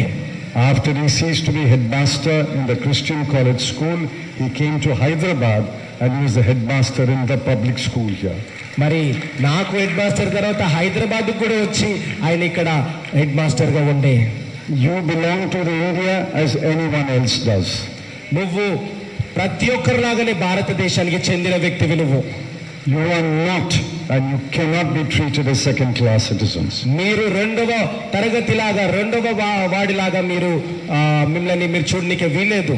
You have as much right to this country as any other Indian. మీకు ప్రతి ఒక్కరిలాగానే హక్కు ఉన్నది, ప్రతి ఒక్కరిలాగానే దేశంలో. You must assert your right. మరి మీరు ఆ హక్కును అడగాలి. You must stand up and fight for your rights. హక్కుల కొరకు నిలబడి కొట్లాడాలి అందరూ. You must fight for your religion. మరి నిలబడి మీ కుల మతం కొరకు కొట్లాడాలి. You must fight for your churches, your prayer meetings, your prayer gatherings. మరి మీరు ఆ యొక్క ప్రార్థన సంఘాల గురించి మీ చర్చిల గురించి అన్నిటి గురించి నిలబడి కొట్లాడాలి. That is your right. అది నీ హక్కు. And in order to assert your right, shed fear. మరి ఈ హక్కులు మీరు పొందుకోవాలంటే మీ భయం విడిచిపెట్టండి. ఈరోజు Rise above fear. లేవండి అందరూ కూడా. You have to fear nobody except God. భయము ఎవ్వరికి పడద్దు, కేవలం దేవుడికే భయపడాలంట. And when you rise, when you speak, when you stand up, you will find that a new India can be built. మరి ఎప్పుడైతే మీరు కలిసి నిలబడతారో అప్పుడే ఈ యొక్క క్రైస్తవ ఐక్యత అనేది కనిపిస్తుంది అని చెప్పి నేను తెలియజేస్తా ఉన్నా. I can only promise you that the Congress party will stand by every Indian, and that includes every minority and every Christian and every Muslim and every Sikh and every minority citizen. నేను guarantee ఇస్తున్న కాంగ్రెస్ ప్రతి మైనారిటీలైన హిందువుల ముస్లింలకి క్రైస్తవులకి సిక్కులకి నేను వాళ్ళ తోడు నిలబడతా అని చెప్పి నేను గ్యారంటీ ఇస్తున్నా. Thank you very much. Jai Hind. అందరు వందనాలు చెల్లించండి. మరి financially the sharpest mind of India mister P Chidambaram, X finance minister. అందరు గట్టిగా చప్పలు కొట్టి దేవుని మహిమపరచండి. రెండు చేతులు ఎత్తి ఒకసారి హల్లెలూయా. Everyone on the stage and off the stage, once again a big round of applause to this great personality, Shri P. Chidambaram ji. Sir, thank you so much for that heart-touching and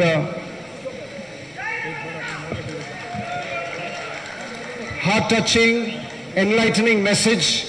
More importantly, a thought-provoking message to save democracy and also to save our freedom of press, freedom of religion, freedom of expression. Thank you so much, sir. And it is time for each one of us to reflect and act on the message Shri P. Chidambaram ji has given us today. Very quickly, we have all been waiting for the last message. Can we make some noise for that last message? Before we start, last message start kaakamundu, last last message start కాకముందు మరొకసారి వేదిక పైన ఉన్న పెద్దవాళ్ళకందరికీ ధన్యవాదాలు తెలియజేసుకుంటున్నాము. మరి అదేవిధంగా more importantly Shri Anil Thomas ji గారికి ఒక్కసారి గట్టిగా చప్పట్లు. He's the man who's behind all this and for encouraging young leaders like Ezekiel, my brother Sanjeev, Allam Prabhakar గారు, కాకుమను సునీల్ గారు, బందనాథన్ ఆరోగ్యం గారు, Noor Reddy, Yuvraj, Malachi, Praleeth and my brother whom we lost Methushala. వీరందరినీ గుర్తు చేసుకుంటున్నాం ఈరోజు. నౌ ఇట్స్ టైం, ఇప్పుడు సమయం వచ్చింది for the message of the young, the dynamic, the more versatile, the most vocal and the darling of Telangana Pradesh Congress Committee. We welcome Shri Revant Reddy Garu to please come and share his message.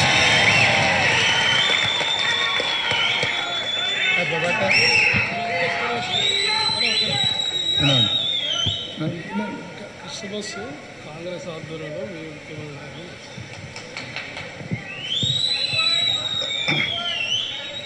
మిత్రులారా, ఈరోజు Christian హక్కుల కోసం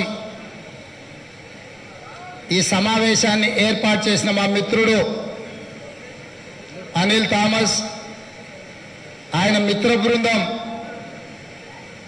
తెలంగాణ రాష్ట్రంలో Christian మైనారిటీల యొక్క హక్కుల కోసం మీ తరఫున కాంగ్రెస్ పార్టీకి వినతి పత్రాన్ని ఇవ్వడానికి కార్యక్రమాన్ని ఏర్పాటు చేసి ఈ కార్యక్రమానికి ముఖ్య వక్తలుగా పెద్దలు తెలంగాణ రాష్ట్ర ప్రదాత పి చిదంబరం గారిని ప్రత్యేకంగా వారు ఇక్కడికి ఆహ్వానించిన మీ అందరి తరఫున పి చిదంబరం గారికి నేను స్వాగతం పలుకుతున్నా. అదేవిధంగా మాణిక్రావు ఠాకరే గారు, రోహిత్ చౌదరి గారు, మధు యాస్కీ గారు, మహేష్ గౌడ్ గారు, మా క్రిస్టియన్ మైనారిటీ మిత్ర బృందం అందరూ ఎవరెవరైతే ఆనాడు మల్కాజ్గిరి పార్లమెంట్లో నన్ను ఎంపీగా గెలిపించడానికి కృషి చేసినరో, ఆనాటి గెలుపులో భాగస్వాములు అయినరో, ఈరోజు ఈ సభను విజయవంతం చేయడానికి మీరందరూ కృషి చేసినరో, మనస్ఫూర్తిగా కాంగ్రెస్ పార్టీ పక్షాన మిమ్మల్ని అందరినీ అభినందిస్తున్న మిత్రులారా,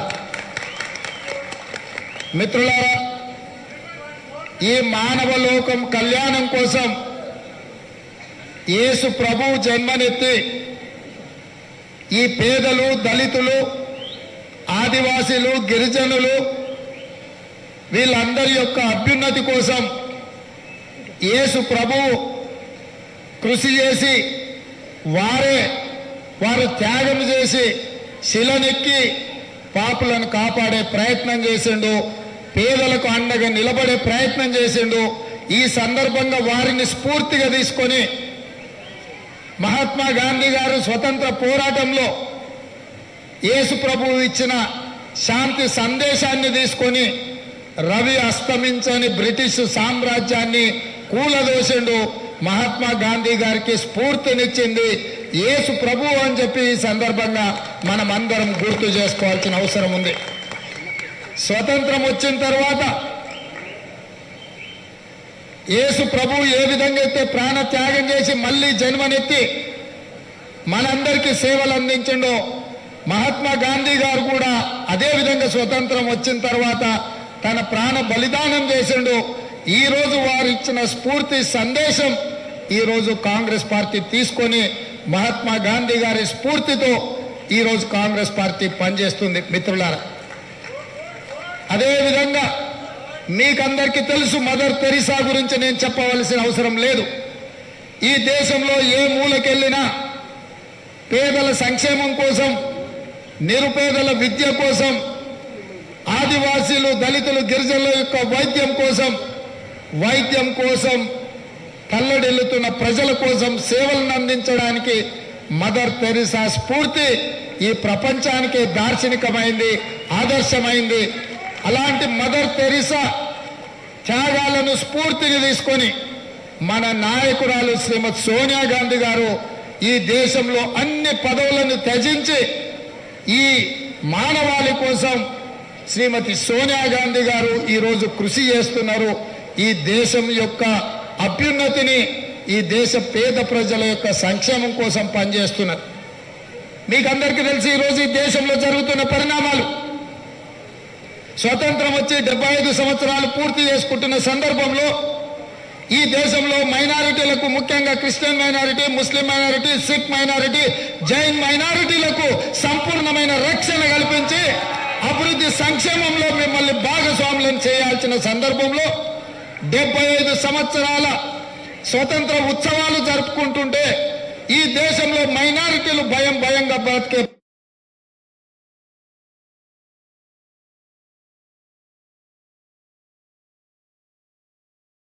దేశంలో వచ్చింది.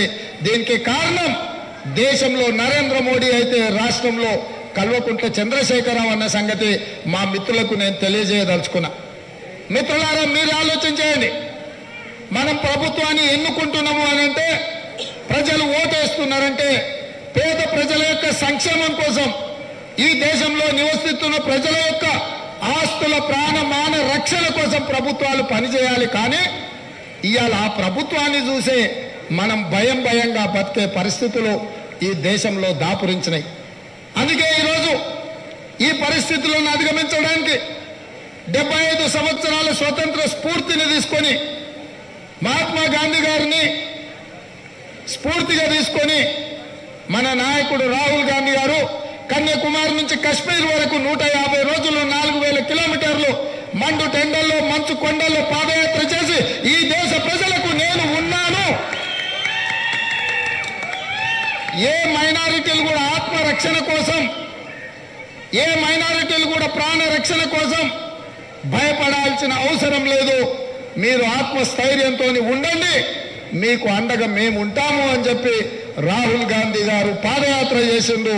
వారి స్ఫూర్తితోని భారత్ జోడో యాత్రను ఆదర్శంగా తీసుకొని తెలంగాణ రాష్ట్రంలో కాంగ్రెస్ పార్టీ ముందుకెళ్తుంది. మిత్రులారా, ఇవాళ ఏ క్రిస్టియన్ మైనారిటీ, ముస్లిం మైనారిటీ, సిక్ మైనారిటీ ఈ ప్రభుత్వాలను, ఈ పాలకులను చూసి భయపడాల్సిన పని లేదు. మేము ఉంటాం మీకు అండగా.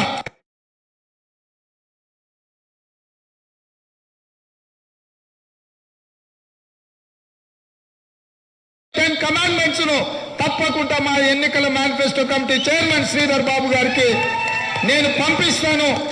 తప్పకుండా ఇందులో ముఖ్యమైన అంశాలను అన్నిటిని కూడా పరిష్కరించి క్రిస్టియన్ మైనారిటీల కోసం వెల్ఫేర్ బోర్డును ఏర్పాటు చేసి మీ విద్య కోసం, మీ వ్యాపారం కోసం అవసరమైన నిధులను కేటాయించే విధంగా సంక్షేమ పథకంలో డబుల్ బెడ్రూమ్ ఇల్లు కావచ్చు, ఫీజు రీఎంబర్స్మెంట్ కావచ్చు, లేకపోతే ప్రభుత్వం అమలు చేసే సంక్షేమ పథకాలలో క్రిస్టియన్ మైనారిటీలకు సింహభాగం ఇచ్చే విధంగా కాంగ్రెస్ పార్టీ విధానాలను చేపడతాం.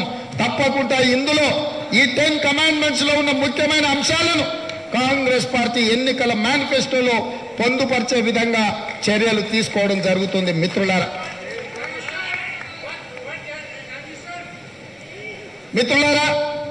మీకు తెలుసు, ప్రజాస్వామ్యంలో ప్రభుత్వం నిర్ణయాలు చేస్తుంది, ప్రతిపక్షాలు సలహాలు సూచనలు ఇస్తాయి. మరి ఇవాళ మీరు తీసుకొచ్చిన లేవనెత్తిన డిమాండ్స్ ను అమలు చెయ్యాలి అనంటే కాంగ్రెస్ పార్టీ అధికారంలోకి రావాలి. ఈ విషయాన్ని మీరు ఆలోచన చేయండి. నిన్నటికి నిన్న మీరు చూసిండ్రు, బిఎల్ సంతోష్ భారతీయ జనతా పార్టీ ప్రధాన కార్యదర్శి అంటున్నాడు, ఈ రాష్ట్రంలో హంగు అసెంబ్లీ రాబోతుంది, అందులో మేమే కీలక భాగస్వామ్యం చేస్తాం, ప్రభుత్వంలో మేము ఉంటామని బిఎల్ సంతోష్ గారు నిన్న అధికారికంగా ప్రకటించాడు. నేను అడుగుతున్నా మా మైనారిటీ సోదరులను, బీజేపీ కాంగ్రెస్ కలవదు కదా, సిద్ధాంతపరంగా ఈ దేశంలో భారతీయ జనతా పార్టీని నిలువరించడానికి, నరేంద్ర మోడీని గద్దె దించడానికి కాంగ్రెస్ పార్టీ పోరాటం చేస్తుంది. మరి కాంగ్రెస్ బీజేపీ కలవనప్పుడు హంగ్ అసెంబ్లీలో బీజేపీతో కలిసేది ఎవరు? కేసీఆర్ కాదా? అది బీఆర్ఎస్ పార్టీ కాదా? మీరు ఒక్కసారి ఆలోచన చేయండి. ఈ రోజు రాష్ట్రంలో బీజేపీకి మనుగడ లేదు, ఉనికి లేదు. అయినా ప్రధానమంత్రి గారు పదే పర్యటనలు చేస్తున్నారు, జేపీ నడ్డా గారు వస్తున్నారు, అమిత్ షా గారు వస్తున్నారు, కిషన్ రెడ్డి గారు బీజేపీకి ఓటేయమని అడుగుతున్నాడు. దీని అర్థం, దీని పరమార్థం మా మిత్రులకు తెలియదా? ఈరోజు ప్రభుత్వ వ్యతిరేక ఓటును, కాంగ్రెస్ కు అనుకూలంగా ఉన్న ఓటును చీల్చడం ద్వారా హంగ్ అసెంబ్లీ తీసుకొచ్చి తద్వారా బీఆర్ఎస్ బీజేపీ కలిసి ప్రభుత్వాన్ని ఏర్పాటు చేసి మళ్లీ మైనారిటీల యొక్క హక్కులను కాలరాయడానికి ఈ రాష్ట్రంలో కుట్ర జరుగుతుంది. కుట్రలో భాగంగానే నిన్న బిఎల్ సంతోష్ అసెంబ్లీలో హంగ్ రాబోతుందని అన్నాడు. మరి ఈ హంగును నిలువరించగలిగిన శక్తి ఎవరి దగ్గర ఉంది మిత్రులారా? ఆ శక్తి మా మైనారిటీ సోదరుల దగ్గర లేదా? ఇవాళ కర్ణాటకలో కాంగ్రెస్ పార్టీ 135 సీట్లు గెలిచి ఒక పటిష్టమైన ప్రభుత్వాన్ని ఏర్పాటు చేసి అక్కడ కూడా జేడీఎస్ ఇట్లానే చేసింది. హంగు తీసుకురావాలి, అధికారంలో భాగస్వామ్యం పొందాలి, బీజేపీని గద్దెనెక్కించాలని జేడీఎస్ కుమారస్వామి కుట్ర చేసిండు. ఆ కుట్రను తిప్పికొట్టింది కాంగ్రెస్ పార్టీ కాదు, మా మైనారిటీ సోదరులు ఆ కుట్రను తిప్పికొట్టిండ్రు. క్రిస్టియన్ ముస్లిం మైనారిటీ సోదరులు 88% కర్ణాటకలో కాంగ్రెస్ కోటేసింది కాబట్టి పటిష్టమైన ప్రభుత్వం కర్ణాటకలో ఏర్పడింది. తద్వారా మైనారిటీల హక్కులను మా నాయకుడు సిద్ధరామయ్య, డీకే శివకుమార్ గారు కాపాడుతున్నారు. ఈ రోజు ప్రశాంతంగా కర్ణాటక రాష్ట్రంలో మైనారిటీలు నిద్రపోతున్నారంటే అక్కడ అధికారంలో కాంగ్రెస్ పార్టీ ఉంది కాబట్టి మల్లికార్జున్ ఖర్గే గారి నేతృత్వంలో ఏర్పడ్డ ప్రభుత్వం ఈ రోజు అక్కడ ప్రజలందరికీ హక్కులను కల్పించింది.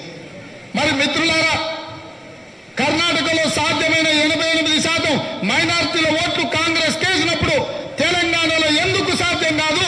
ఆ కార్యక్రమాన్ని ముందుకు తీసుకెళ్లడానికి మీరు నడుము బిగించాల్సిన సందర్భం వచ్చింది.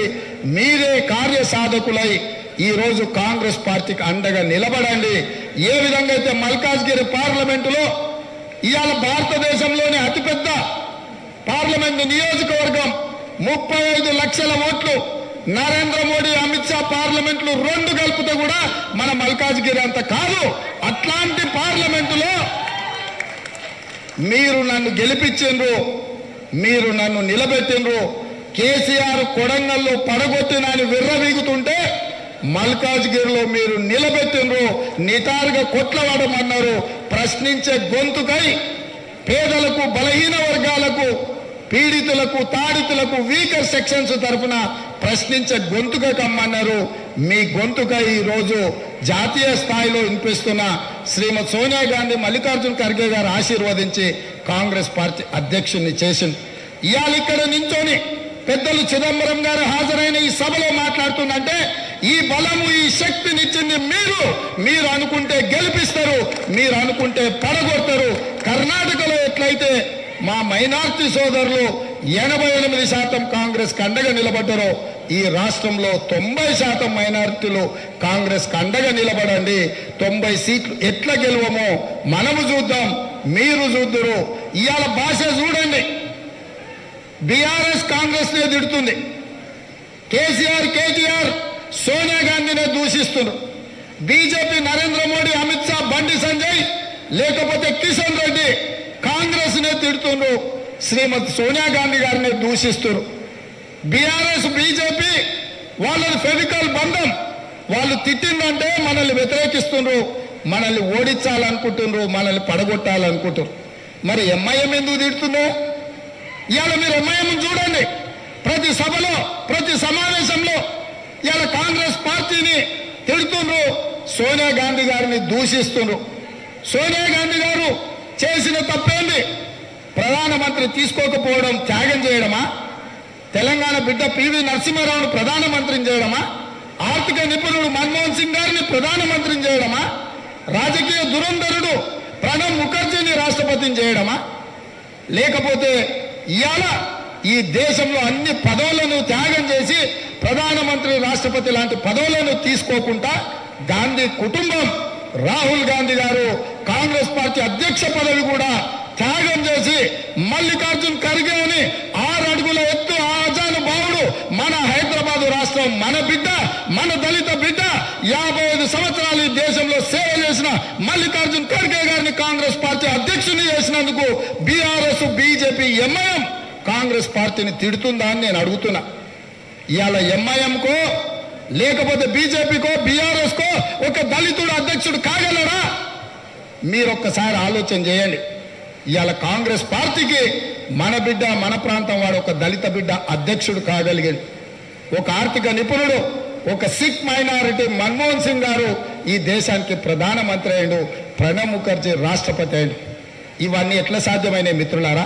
మీరా కుమారి గారు లోక్సభ స్పీకర్ అయ్యారు, చెన్నీ పంజాబ్ ముఖ్యమంత్రి అయ్యాడు, తెలంగాణలో సిఎల్పి నాయకుడిగా బట్టి విక్రమార్క గారు అయ్యారు. ఎట్లా సాధ్యమైంది? వీళ్ళందరూ కాంగ్రెస్ పార్టీ ఉండబట్టి ఈ దళితులకు, ఈ మైనారిటీలకు హక్కుల రక్షణ కల్పించింది, అధికారంలో భాగస్వాములను చేసిండ్రు. ఇవాళ మా మిత్రుడు ఎంపీ, ఎమ్మెల్యే, ఎమ్మెల్సీ విషయంలో, మిగతా కార్పొరేషన్ చైర్మన్ల విషయంలో మా మిత్రుడు విజ్ఞప్తి చేసిండు. తప్పకుండా ఇవన్నీ సాధ్యం కావాలంటే కాంగ్రెస్ పార్టీ అధికారంలో ఉండాలి, అధికారంలోకి రావాలి. ఎందుకంటే ప్రధానమంత్రులు, రాష్ట్రపతి పదవులు, లోక్సభ స్పీకర్లు, రాజ్యసభ ఫ్లోర్ లీడర్ ఇవాళ మల్లికార్జున్ ఖర్గే గారు ఉన్నారు. కాంగ్రెస్ పార్టీలో ఒకరికి ఒకటే పదవి, కానీ ఒక వ్యక్తికి 2 పదవులు ఉన్నది. కాంగ్రెస్ పార్టీ అధ్యక్షుడిగా మల్లికార్జున్ ఖర్గే గారు ఉన్నారు, రాజ్యసభలో ఫ్లోర్ లీడర్గా కేబినెట్ ర్యాంక్తో మల్లికార్జున్ ఖర్గే గారు ఉన్నారు.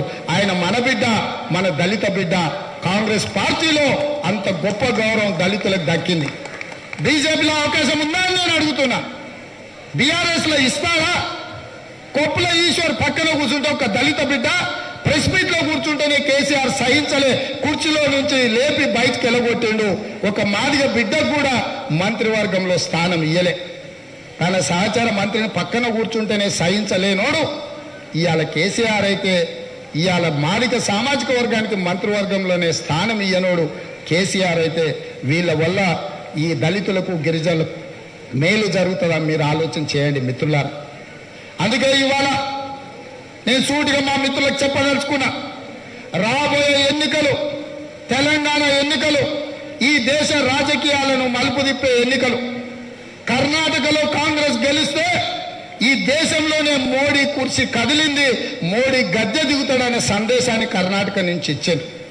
ఇక తెలంగాణలో గెలిస్తే మోడీ కుప్పగూలడం, కేసీఆర్ పతనం అవ్వడం ఈ తెలంగాణ నుంచే మొదలవ్వాలి. ఈ తెలంగాణలో జరగాలి అని అంటే, మైనారిటీల హక్కులు కాపాడాలి అంటే కాంగ్రెస్ పార్టీ గెలవాలి మిత్రులారా. కాంగ్రెస్ పార్టీ గెలవాలి అంటే మా మైనారిటీ సోదరులు 100% కాంగ్రెస్ పార్టీకి అండగా నిలబడాలి. మెజారిటీని, మైనారిటీలను 2 కళ్ళలాగా కాపాడే బాధ్యత మేము తీసుకుంటాం. కొంతమంది ప్రజలలో అపోహలు కల్పించడానికి రకరకాలుగా మాట్లాడుతారు. కాంగ్రెస్ ఉన్నప్పుడే వీకర్ సెక్షన్కి ఒక అధికారం, హక్కు ఉంటుంది. మీకందరికీ తెలుసు, మా క్రిస్టియన్ మైనారిటీ సోదరులకు డిసెంబర్ మాసం అనేది మిరకల్ మంత్. డిసెంబర్ మంత్ అనేది మిరకల్ మంత్. ఆ మిరకల్ మంత్ 2009 డిసెంబర్ 9 ఆ రోజు చిదంబరం గారు తెలంగాణ ప్రకటించారు. ఆ మిరకల్ 2009లో సాధ్యమైంది. ఆ మిరకల్ మంత్ డిసెంబర్ 9 నాడు 2009 నాడు చిదంబరం గారు తెలంగాణ ప్రకటన చేసింది. కాబట్టి ఇవాళ మనం ఈ తెలంగాణ రాష్ట్రంలో మనం ఉన్నాం. మళ్ళీ రాబోయే ఎన్నికలు డిసెంబర్ నెలలోనే, డిసెంబర్ మాసము, క్రిస్మస్ మాసము. అప్పుడు శుభకార్యం కానీ ప్రజలకు శుభం జరగాలి అంటే డిసెంబర్ నెలలో జరగాలి. ఆ మిరకల్ మంత్ డిసెంబర్లో తిరిగి తెలంగాణలో కాంగ్రెస్ పార్టీ అధికారంలోకి రావాలి. అది మీ చేతుల్లో ఉంది మిత్రులారా. మీరందరూ కంకణ బద్దులై miracle month of December Congress పార్టీని అధికారంలోకి తీసుకొచ్చే బాధ్యత మన అందరిది. మీరందరూ అండగా నిలబడాలి, మీరందరూ ఆశీర్వదించాలి. ఆ ప్రభువును ఆశీర్వదించమని మీరందరూ ప్రార్థనలు చేయాలి. ఇది ప్రజల కోసం, మానవాళి కోసం, ఈ దేశ మనుగడ కోసం, ఈ తెలంగాణలో ప్రజలు బ్రతకాలి అని అంటే కాంగ్రెస్ పార్టీ అధికారంలోకి రావాలి. కాంగ్రెస్ పార్టీ అధికారంలోకి రావాలి అంటే మా మైనారిటీ సోదరు అండగా నిలబడాలి. బిఎల్ సంతోష్ సంబరపడుతుండు, హంగు వస్తుంది, మేము అధికారంలో ఉంటాం, అవినీతికి పాల్పడ్డ కేసీఆర్ ను మెడలు వంచుతాం, ఆయన మద్దతుతోని ప్రభుత్వాన్ని ఏర్పాటు చేస్తామంటున్నారు. దేశంలోనే మోడీ అధికారంలోకి వచ్చి మణిపూర్లో బీజేపీ ప్రభుత్వం ఏర్పడితే లక్షలాది మంది నిరాశ్రయులై అక్కడ చర్చిలను తగలబెట్టి మైనారిటీల మీద దాడి చేసి ఊచకోత జరుగుతుంది మణిపూర్లో. తెలంగాణను మళ్ళీ బీజేపీ చేతికిచ్చి మరో మణిపూర్ని చేయాలనుకుంటున్నారా? ఆలోచన చేయండి సోదరులారా. కేసీఆర్ ఎవరో కాదు, నరేంద్ర మోడీ ఏజెంట్. వాళ్ళిద్దరూ అపూర్వ సోదరులు వాళ్ళిద్దరు కమల పిల్లలు, వాళ్ళిద్దరి బంధం ఫెవికాల్ బంధం. మీరు బీఆర్ఎస్ కోటేస్తే బీజేపీ కోటేసినట్టే, మీరు కేసీఆర్ని గెలిపిస్తే నరేంద్ర మోడీని గెలిపించినట్టే. వీళ్ళిద్దరిని సమన్వయం చేస్తున్న ఎంఐఎంను కూడా కాస్త కనిపెట్టండి. వాళ్ళు ఏ రకంగా మాట్లాడుతున్నారో. ఒక గొప్ప రాజనీతి కలిగిన సోనియా గాంధీ గారిని ఆ కుటుంబం తీసేస్తుంది.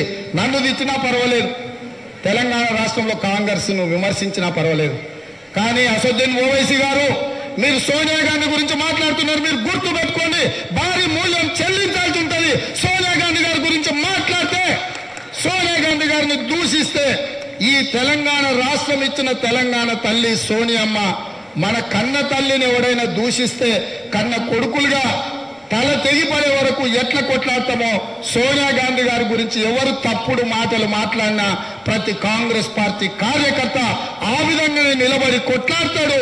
ఒళ్ళు నోరు దగ్గర పెట్టుకోండి అని చెప్పి సోనియా గాంధీ గారిని విమర్శించే నాయకులకు హెచ్చరిక జారీ చేస్తూ మీ అందరి దగ్గర సెలవు తీసుకుంటున్నా మిత్రులారా. జై హింద్.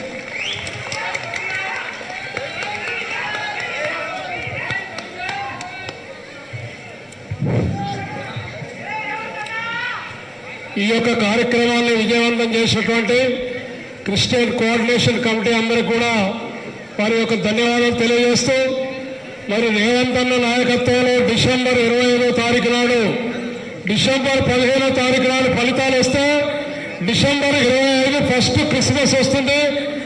మరి అనిల్ థమాస్ గారి ఆధ్వర్యంలో, మరి రేవంత్ అన్న నాయకత్వంలో 5 లక్షల మంది క్రైస్తవ ప్రజల మధ్య నూతన కాంగ్రెస్ ప్రభుత్వం ఆధ్వర్యంలో రేవంత్ అన్న నాయకత్వంలో బ్రహ్మాండమైనటువంటి వేడుకలు తిరిగి క్రిస్టియన్ కోఆర్డినేషన్ కమిటీ ఆధ్వర్యంలో చేయబడతాయి.